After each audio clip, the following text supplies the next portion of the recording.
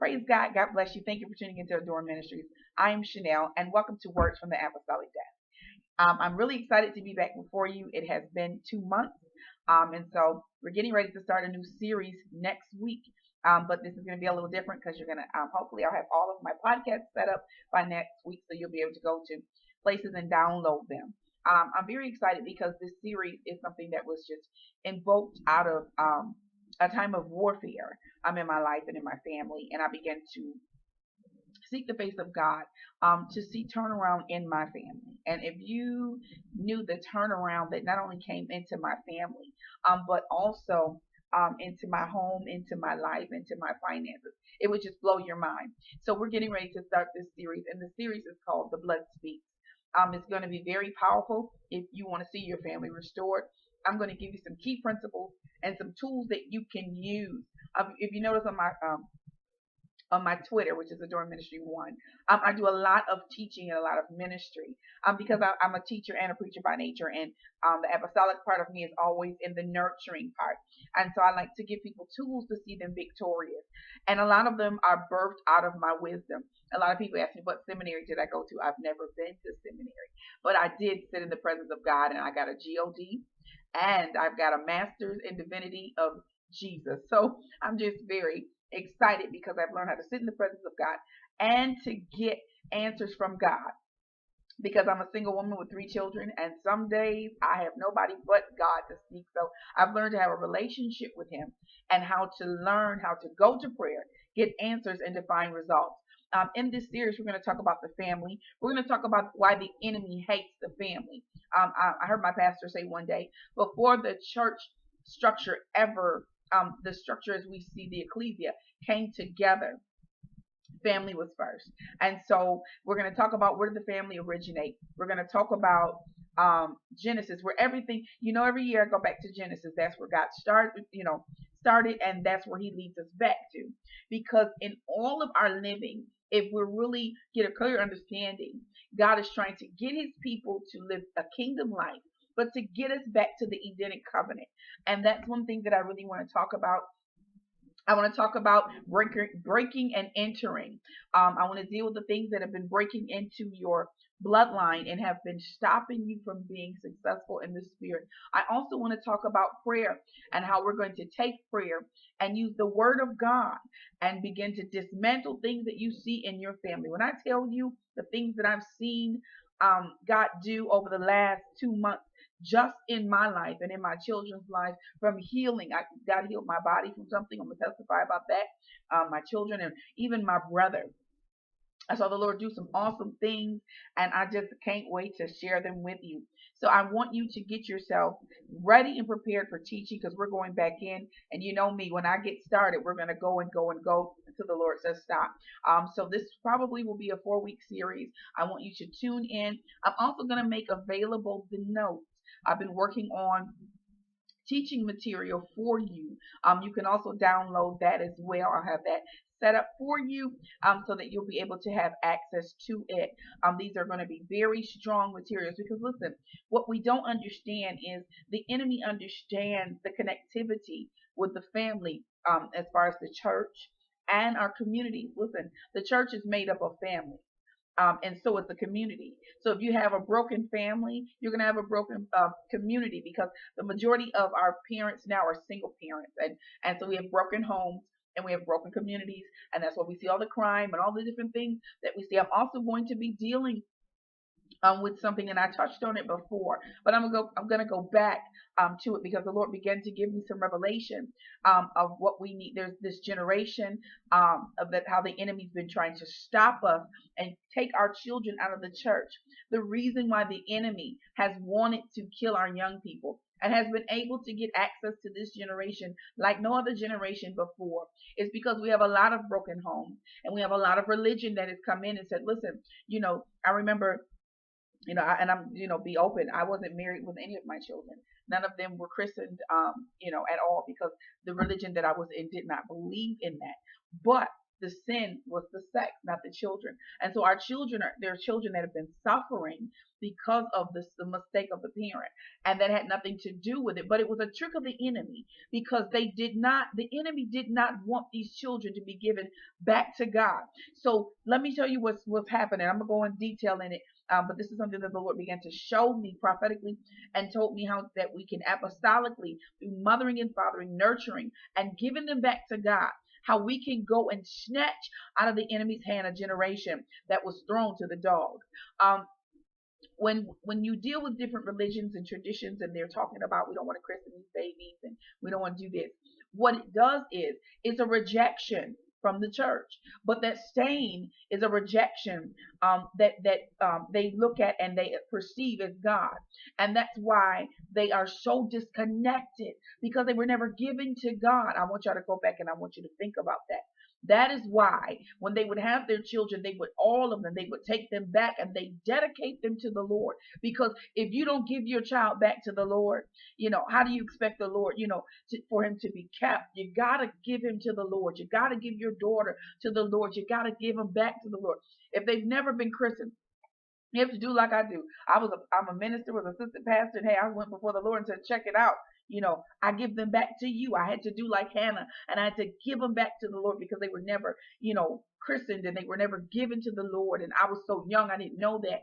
And our church wasn't allowed to do that. And I never had a baby shower. We weren't allowed to have no baby shower. My mother said, you can have one and can't nobody come. And told the people at the church, and y'all better not go either, because it's wrong. And so because of that, I struggled so hard. And so I came to tell you that it's time for us to begin to attack the things. And these are tricks of the enemy. Listen, church, we got to wake up and come out of this religious and ritualistic stuff that we've learned from people that it really wasn't biblical. And so we've got to get to a place now where we start restoring a generation that the enemy used us as the church to trick. We don't understand a lot of times how all of our different things that we call structure are actually demonic weapons that we don't see now, but you begin to see it later. And so you have to really take the time to begin to go back and to restore a generation that the enemy wants, but he can't have them. Why? Because I'm part of that generation, and I have children in that generation. So I am able to say what is going to be. And I thank God, because even in the midst of everything that I've seen, God had to teach me how to be able to bring that connectivity back to myself, back to my children, and back to this generation. And what do I say? I'm a nurturer by nature. That's what God put inside of me.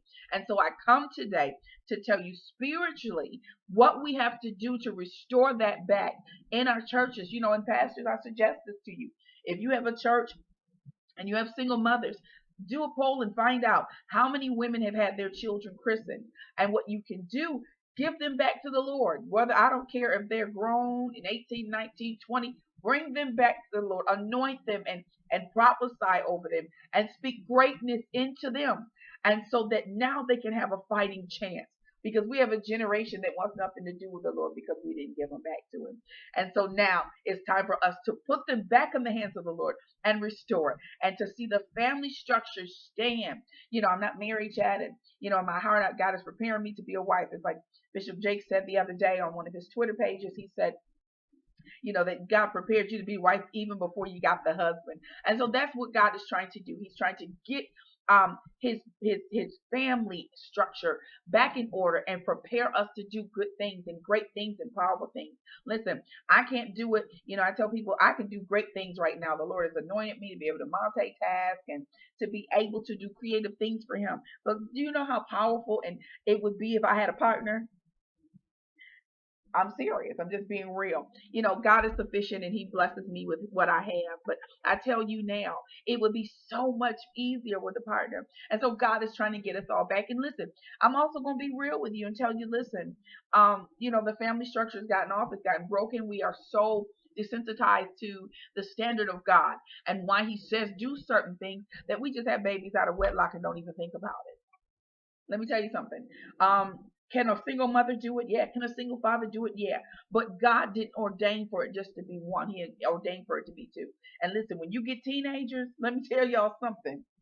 Oh, I've got two teenagers right now, and I've got an 8-year-old. And there's some days I just run in my room and I just fall on the Lord and say, I can't go in there and say, I'm telling your father. I say, so I'm telling you, God, these are your children. I'm telling their father on them. And you know what? God will handle it. But sometimes it would be nice. I think, going in there, honey, go deal with your son. He in there tripping. But I haven't got to that place. And I know that it's coming. But I just wanted to tell you to get ready. We're going to deal with the blood speaks. We're going to deal with Genesis 1, 2, 3, and 4.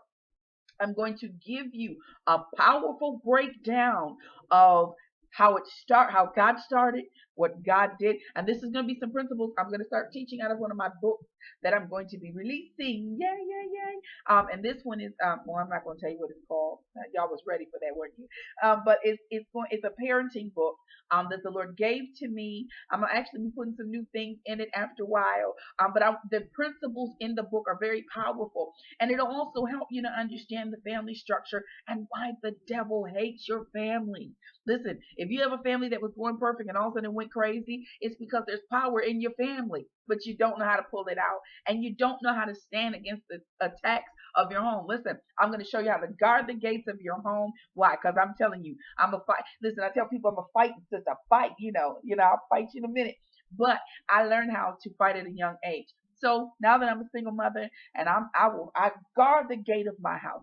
No, I don't use these. I always say, I wish somebody run up in here. They might find the right thing. But one thing that it did do is it taught me, since I was a fighter in the spirit, how to be able to fight in the natural, how to fight in the spirit. And I mean, I can go blow to blow. I'll be up in here telling the devil, you're a failure. You shouldn't have let me live. I got up another day. All them kids may act crazy yesterday, but today they're going to act right. Why? Because I said so. And at my word, things shall happen. So, oh yeah, we're going to go deep down into it, guys, because you don't really know the authority that you hold, and especially the heads of the household. A lot of times we can get in stressful situations and we don't know how to bring things to an expected end. All right, guys, I am going to cut this today. Remember, next Friday, hopefully, I'm going to say Friday, I will have it all set up and be ready for you guys to tap in and to download it so that you will be able to get the teaching. Like I said, I will have, I've been working on some material for you so you can be able to study along with me and go along with me, because these are tools that are going to take you a long way. You just have to be able to capitalize on what's being given to you so that now we can go and make a difference. Listen, I tell the devil every day, I did not have these kids. I had my first son at 17. I didn't go through all of that to lose not one of my children to the devil. I didn't go through none I went through with my family to lose any of them to the devil. So yes, I have been executing judgment against every worker of iniquity that's coming against my family. And guess what? What else? The assignment that got put in my DNA.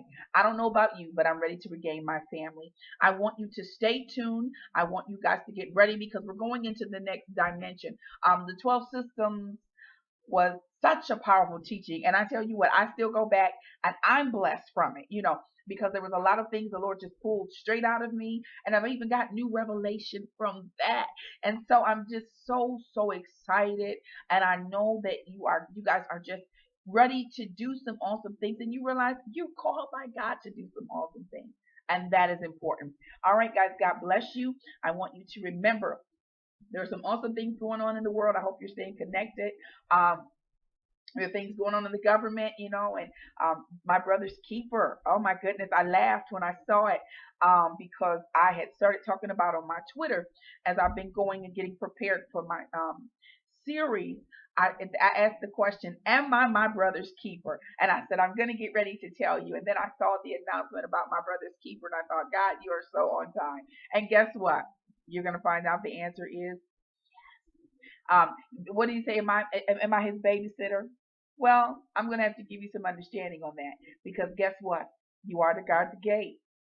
Maybe a responsibility, but you have to do it. Okay, guys, fight for justice, live right, and most of all, win the battle at home. Bye-bye.